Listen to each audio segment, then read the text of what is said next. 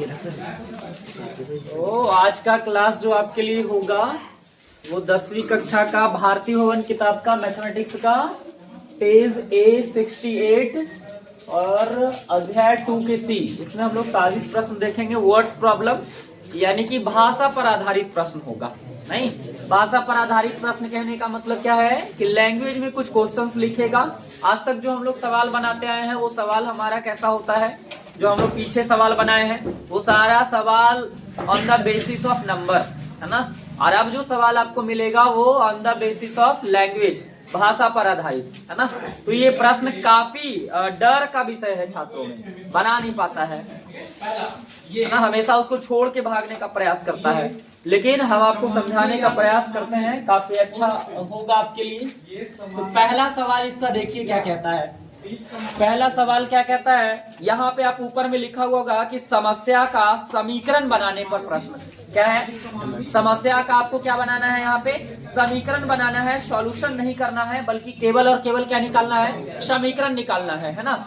और वो समीकरण यदि आप निकाल देंगे तो आपके पास सॉल्व करने के 5 मेथड है। आपको बताया गया ना, कोई भी सवाल का अगर इस तरह का इक्वेशन आपको मिल जाए, बोर्ड पर देखिए, है ना। और यदि आपको ना समझ में आए थोड़ा सा भी तो बोला कीजिए। यहाँ हम इस तरह का प्रश्न लिखे हैं, यदि 2x + 3y = 16 and 3x - 6y = 17, है ना। तो इस तरह के समीकरण को आप आसानी से सॉल्व कर दीजिएगा। कीजिएगा कि नहीं कीजिएगा, x का मान और y का मान निकाल पाइएगा कि नहीं इस सवाल में आसानी से। 5 मेथड है निकालने का। नहीं, आप इसको प्रतिस्थापन से बना सकते हैं, विलोपन से बना सकते हैं, लुप्तीकरण से बना सकते हैं, तुलनात्मक से बना सकते हैं, ब्रज गुणन विधि से बना सकते हैं, एंड आफ्टर दिस ग्राफ विधि से भी x और y का मान निकाल सकते हैं। 6 मेथड हो जाता है बनाने का। तो मुख्य रूप से जो क्वेश्चन वर्ड्स प्रॉब्लम होता है उसको हम लोग पढ़ के सबसे पहले इसी तरह का इक्वेशन बनाने के लिए सीखेंगे। और इस इक्वेशन के बाद आप क्या कर लीजिएगा, इसको सॉल्व कर लीजिएगा, है ना। तो यहाँ क्या सवाल कहता है, सवाल आपका देखिए यहाँ पे किताब में मिलाइए, और यहाँ साइड पे लिखा भी रहा होगा कि 2 अंक वाली एक संख्या है। कितने अंक वाली, 2 अंक वाली एक संख्या है जिसके अंकों का योग 11 है। उसके अंकों को उलट कर लिखने पर जो नई संख्या बनती है उसका और मूल संख्या का अंतर 45 है। इस कथन के समीकरण को लिखें, है ना। सवाल क्या कहता है, 2 अंकों वाली संख्या। अब तुमको याद कर लेना होगा कि जब भी इस तरह का प्रश्न आए, 2 अंकों वाली संख्या, है ना, या संख्या से रिलेटेड, एक बार बढ़िया से देख लीजिए कि इसको हम लोग स्टार्ट कैसे करते हैं।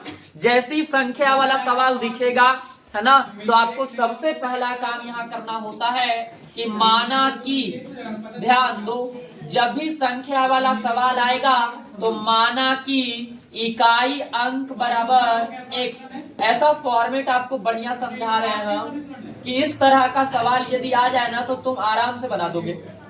हम क्या कह रहे हैं कि जैसी संख्या वाला सवाल आ जाए यदि लैंग्वेज में, है ना, तो उसमें क्या करते हैं हम लोग कि इकाई अंक को x मान लेते हैं और दहाई अंक को क्या मान लेंगे, y मान लेंगे। और आपको याद रखना होगा कि संख्या का एक फॉर्मूला होता है ना, 10 गुना दहाई और उसके बाद प्लस में क्या, इकाई बोलते हैं हम लोग।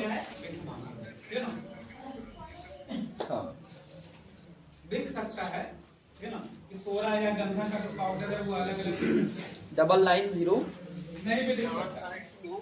990 990 की 992 अगर 990 को जल में मिला दिए 56 24 जल में मिला दिए 24 157। मिलके एक नहीं हुआ क्या, जल मिलके एक नहीं हुआ। हाँ, गलत समझा। अगर संख्या का यहाँ से एक फार्मूला क्या होता है, संख्या बराबर, याद रखना, 10 गुना दहाई प्लस इकाई। संख्या का फार्मूला क्या होता है, 10 गुना दहाई प्लस में क्या, इकाई। अब यहाँ पे देखेंगे, बैठ जाओ, बारगो उदाहरण नमक का मिश्रण कैसा मिश्रण होगा। और सटो सट जाओ।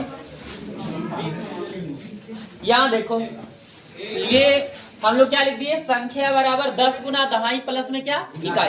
अब यहाँ पे देखो 10 के 10 हो गया, दहाई का वैल्यू क्या माने हम लोग, y, और इकाई क्या है हमारे पास, तो हमारे पास संख्या जो बन के आया वो 10y प्लस क्या आया, x। ये लैंग्वेज वाला प्रश्न, जिस भी प्रश्न में तुमको संख्या दिख जाए, है ना, कि किसी भी संख्या का अंकों का योग 12, 15 हो, है ना, या फिर लिखेगा कि उस संख्या के अंकों को पलटने पर बनी संख्या का अंतर या योगफल 12 हो, 15 हो, 45 हो, तो संख्या ज्ञात करें। इस लैंग्वेज वाला क्वेश्चन में क्या निकालना है आपको, संख्या। जस्ट अभी सवाल शुरू ही किए हैं, तो ई फॉर्मेट याद कर लो इतना सा। जब भी संख्या से रिलेटेड क्वेश्चन आएगा तो हम लोग क्या मानेंगे, माना कि इकाई अंक बराबर x, दहाई अंक बराबर क्या, y। संख्या का एक फार्मूला हम लोग याद कर लिए, 10 गुना दहाई प्लस में क्या, इकाई।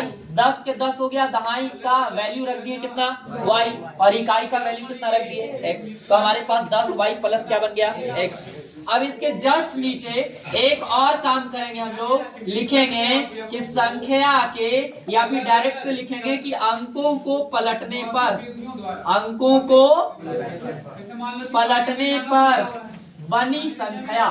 देखो इतना तो तुमको वो हर सवाल में करना होगा जो संख्या से रिलेटेड हो, इतना हर सवाल में करना होगा। जब भी संख्या वाला आए सवाल तो इतना कर देना है आपको फटाक से। अब देखो संख्या को जब पलटेंगे फार्मूला वही रहेगा, 10 गुना दहाई प्लस क्या, लेकिन इस बार तुमको क्या करना है कि दहाई वाला इकाई में और इकाई वाला दहाई में, तब क्या होगा, 10 हो गया, और दहाई हमारा y है ना, लेकिन यहाँ x लिखेंगे। अब प्लस इकाई क्या करेंगे, इकाई हमारा x है तो क्या लिखेंगे, y लिखेंगे। या जो आपको ये वाला नंबर मिला है ना, इसी नंबर में से डायरेक्ट चेंज कर लेंगे हम लोग x और y को। देखो यहाँ x कर दिए, यहाँ क्या कर दिए, y। क्या इतनी बातें आपको समझ में आता है, बोलो। अगर संख्या से रिलेटेड प्रश्न आपको मिलेगा है तो आप क्या करेंगे, अच्छा कैसा क्वेश्चन मिलेगा एग्जाम में या किताब में, ऐसे लिखेगा कि 2 अंकों की एक संख्या ज्ञात करें, सवाल याद करो ना सीधा सीधे, 2 अंकों की एक संख्या ज्ञात करें जिसके अंकों का योगफल 15 हो या 20 हो, या उसका अंतर हो 10, 20, कुछ बोल दे। फिर बोलेगा कि उसके अंकों को पलटने पर, है ना, बनी संख्या मूल संख्या का 2 गुना है, 4 गुना है, या 10 ज्यादा है, या 20 अधिक है, या 20 कम है, या 45 कम है, तो संख्या ज्ञात करें। हो गया, सवाल हो गया। सवाल के लास्ट में क्या लिखा हुआ रहेगा, संख्या ज्ञात करें। तो जैसे ही सवाल आएगा आपको फटाक से माना कि इकाई अंक x, दहाई अंक y, संख्या बराबर 10 गुना दहाई प्लस इकाई, तो 10 के 10, दहाई अंक हमारा y है, y लिख दिए, इकाई अंक हमारा x है, x लिख दिए। अंकों को पलटने पर बनी संख्या का फार्मूला फिर से वही, 10 गुना दहाई प्लस इकाई, अंक को पलट दिए x और y।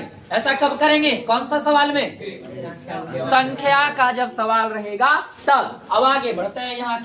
यहाँ के बाद आपको लिखना होगा प्रश्न से, अकॉर्डिंग टू क्वेश्चन, प्रश्न से। और प्रश्न में आपको देखना है कि अंकों का योगफल बोल रहा है, कि अंकों का अंतर बोल रहा है, कि अंकों का गुणनफल बोल रहा है। फर्स्ट लाइन में आपको दिख जाएगा। तो सवाल में कहता है कि इसके अंकों का योग 11 है। कितना आसान बात है, इसका अंक कौन सा है, x और क्या है, y है ना। तो इन दोनों को ऐड कर देंगे, x प्लस y बराबर क्या हो गया, 11। ये हो गया हमारा समीकरण नंबर फर्स्ट। अंकों का योग 11, x plus y is equal to 11। क्या यहाँ तक बातें समझ में आता है सबको। अब इसके बाद जो हम लोग सवाल करेंगे ना, इसके बाद जो लिखेंगे ना, ये लाइन आपको थोड़ा सा भारी लग सकता है, लेकिन बड़ी आसान है। हम आपको बार बार बता रहे हैं इस चीज को। कहता क्या है सवाल, यहाँ फिर से एक बार पढ़ लेंगे। कहता उसके अंकों को उलटने पर, उसके अंकों को उलटने पर, ये वाला है ना नंबर, और हमारा ओरिजिनल नंबर ये वाला है ना। तो अंकों के उलटने पर जो नई संख्या बनती है, नई संख्या ये है ना हमारा, ये नई संख्या है, और ये हमारा मूल संख्या है, याद रखना। तो नई संख्या जो है ना, उसका और मूल संख्या का, नई संख्या और मूल संख्या का। तो नई संख्या कौन है, बोलो, 10x प्लस y, ये नई संख्या है, और ये हमारा मूल संख्या है 10y प्लस x। इन दोनों का अंतर कितना दिया हुआ है, 45। तो अंतर मतलब क्या, माइनस है ना। और इसको लिख देंगे ब्रैकेट में, जब भी माइनस लगाएंगे तो अगला नंबर किस चीज में, ब्रैकेट में। अगर प्लस रहा होता तो हमें कोई प्रॉब्लम नहीं है। अगला बार यहाँ क्या लिखेंगे, 10y प्लस क्या x, दोनों को क्या कर दिए हम लोग, माइनस कर दिए। कितना आ जाता है, 45 आ जाता है। आगे बढ़ेंगे और इसको सॉल्व करेंगे, ये तो बच्चा वाला काम है। 10x प्लस x लिख दिए, 10x प्लस y, निशान चेंज होगा कि नहीं होगा, माइनस है ना तो अंदर का निशान क्या हो जाएगा, चेंज। 10y आपको माइनस में दिखेगा, 10y माइनस में, और x भी किस चीज में दिखेगा, माइनस में, और बराबर में क्या हो गया, 45। अब यहाँ पे आप घटा लीजिए, x वाले x के साथ y वाले y के साथ जोड़ घटाव करने आता ही होगा। तो यहाँ 10x है, 1x है, घट गया तो 10y है, और 1y है, माइनस और प्लस है तो घट गया तो 9y, बराबर क्या हो गया। आप फटाक से यहाँ देख सकते हैं कि 9 कॉमन कर सकते हैं, कर सकते हैं, नहीं कर सकते हैं। 9 कॉमन करने से हमें क्या फायदा है भाई, तो हमें फायदा ये है कि 45 कट जाएगा, इक्वेशन छोटा आ जाएंगे, कैलकुलेशन आसान हो जाएगा, आंसर जल्दी आ जाएंगे। कई सारा हमारे पास फायदा है इसका। तो 9 कॉमन जब करेंगे तो यहाँ x minus y is equal to 45, 9 5 45, then after this we can write the x minus y is equal to 5. Finally, we got the two equation of this question. First is x plus y is equal to 11, and second is x minus y is equal to 5. Then after this, we can solve this equation and find the value of x and y. है ना? By the different method. We use the विलोपन विधि. We use the विलोपन विधि. हम लोग start करेंगे. अच्छा, हमारे हिसाब से इसका उत्तर हो गया है, क्योंकि हमको केवल और केवल क्या लिखना है, समीकरण लिखना है ना। सवाल में कह रहा है कि केवल समीकरण निकाल के छोड़ दीजिए, तो हमारा उत्तर हो जाता है यहीं पर, प्रश्न हो गया खत्म। लेकिन नहीं, हम लोग आगे बना लेंगे, नहीं, लेकिन एग्जाम में जब आएगा ऐसा सवाल और बोलेगा कि केवल समीकरण निकालें, आंसर यहीं पे क्या हो गया, खत्म। लेकिन यहाँ के बाद भी बनाना है आपको, x और y का मान निकालना है, बड़ी इजी है। यहाँ यूज करेंगे हम लोग कौन सा, विलोपन विधि, पहले ही सिखा दिया गया है आपको, इसीलिए चैप्टर से ऐसा बनाया गया कि पहले इक्वेशन को सॉल्व करना बताता है हम लोगों को।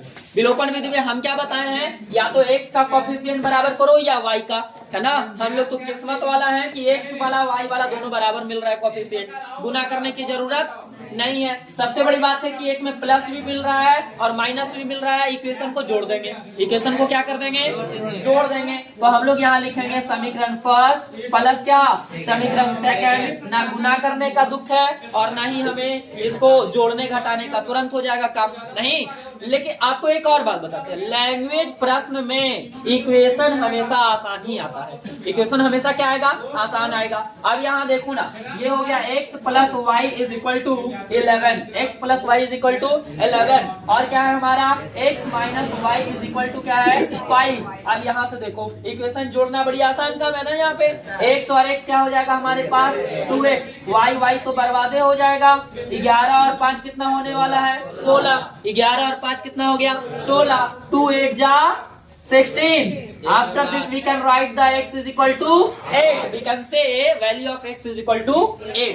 It mean इकाई अंक is equal to x, यानी कि इसका यूनिट डिजिट हम लोग निकाल लिए, कितना, 8 हो गया। अब हम लोग इसका हम लोग निकालेंगे कौन सा, टेंस प्लेस निकालेंगे ना इसका। तो 10 दहाई है ना ये, यानी दहाई है तो टेंस प्लेस ही कहते हैं इसको।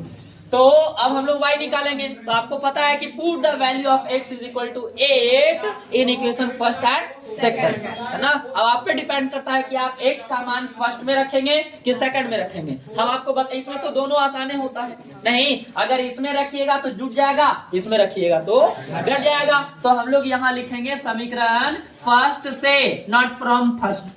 पूरी बातें हिंदी में कर रहे हैं तो एक वो इंग्लिश लिखने से क्या हो जाएगा, हम लोग थोड़ी ना इंग्लिश वाला बन जाएंगे। समीकरण फर्स्ट से ही लिखना होगा आपको। समीकरण फर्स्ट में जब चलेंगे क्या है हमारे पास, x plus y is equal to 11। We can put the value of x कितना, 8। तो 8 plus y is equal to 11। Then after that we can write y is equal to 11 minus 8। Finally y is equal to 3।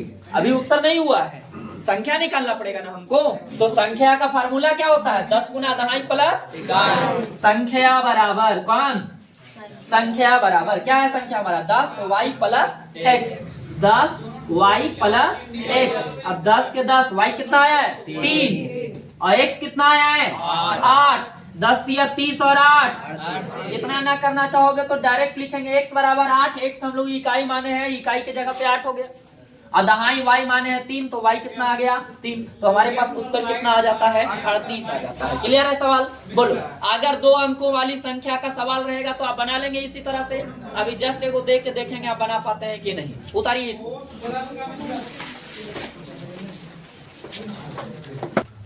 अब इसके बाद जो आपको सवाल है ना, ये उम्र से रिलेटेड होगा। किससे होगा?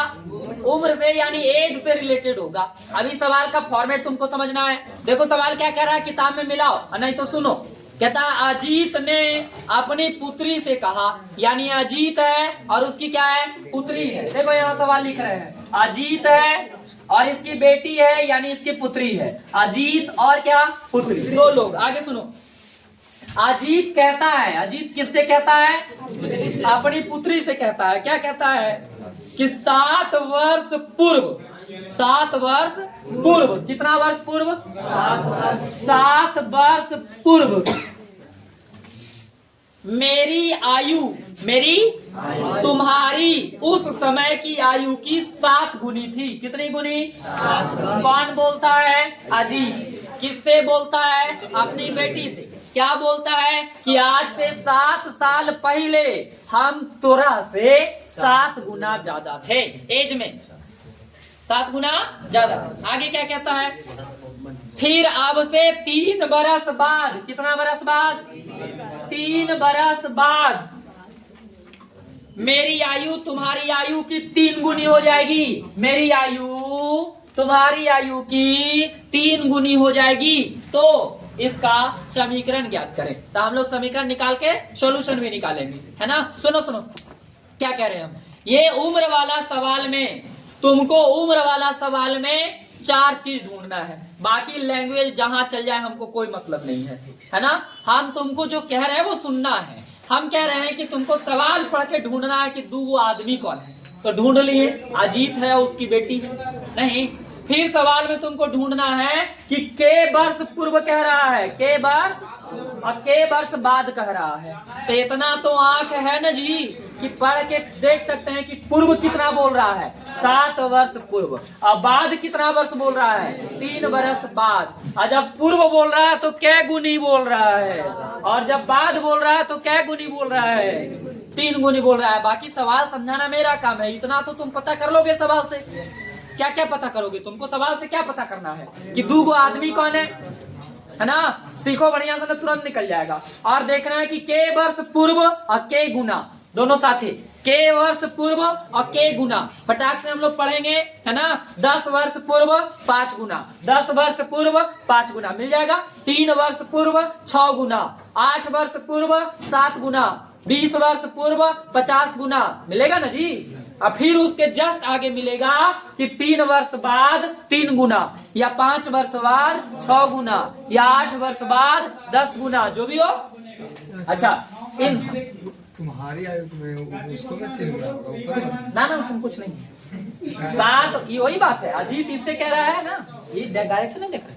ये दोनों अजीते का उम्र, ये दोनों अजीते का मैटर है ना। कि अजीते कह रहा है कि 7 साल पहले तुम्हारे आयु का 7 गुना, फिर 3 वर्ष बाद तुम्हारे पुत्री 3 गुना। बाकी अभी लैंग्वेज पढ़ाएंगे नहीं, समझ में आएगा। इतनी सुन बात सबको समझ में आ रहा है? इतना बात तो निकाल लेंगे आप।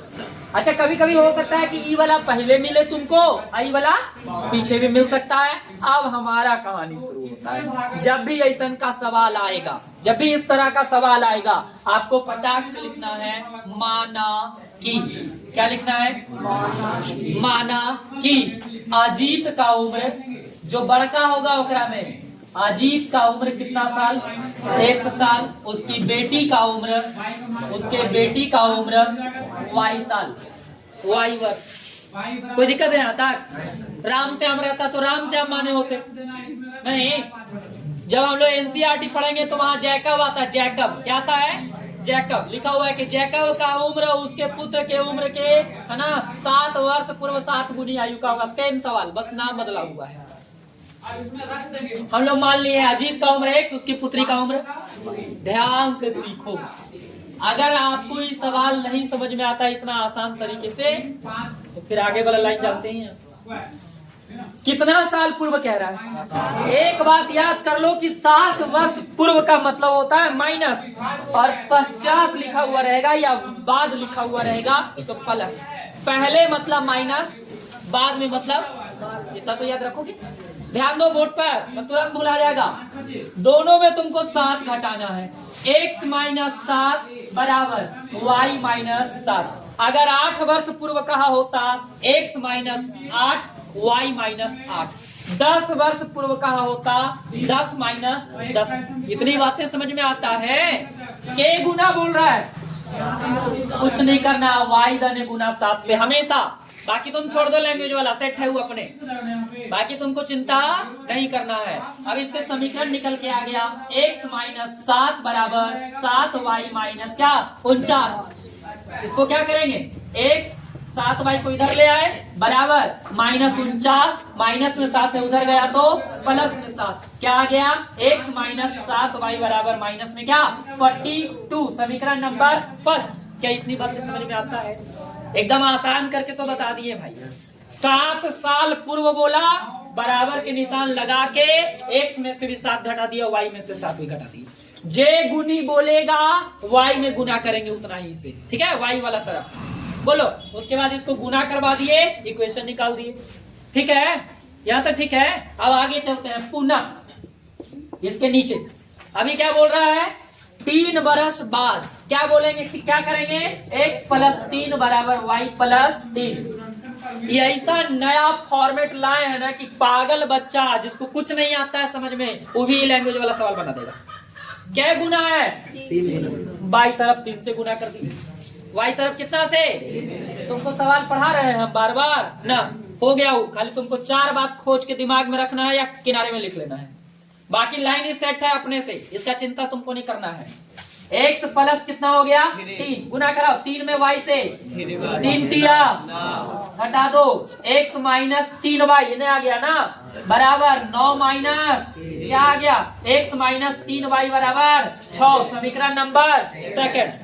तो अकॉर्डिंग टू बुक हमारा आंसर तो यही हो जाता है, क्योंकि हमको खाली समीकरण निकालना है। लेकिन नहीं, हम कह रहे हैं आगे चल के इसको सॉल्यूशन भी कर लो। तो इसका सॉल्यूशन तो तुम लोग कर ही सकते हो आगे।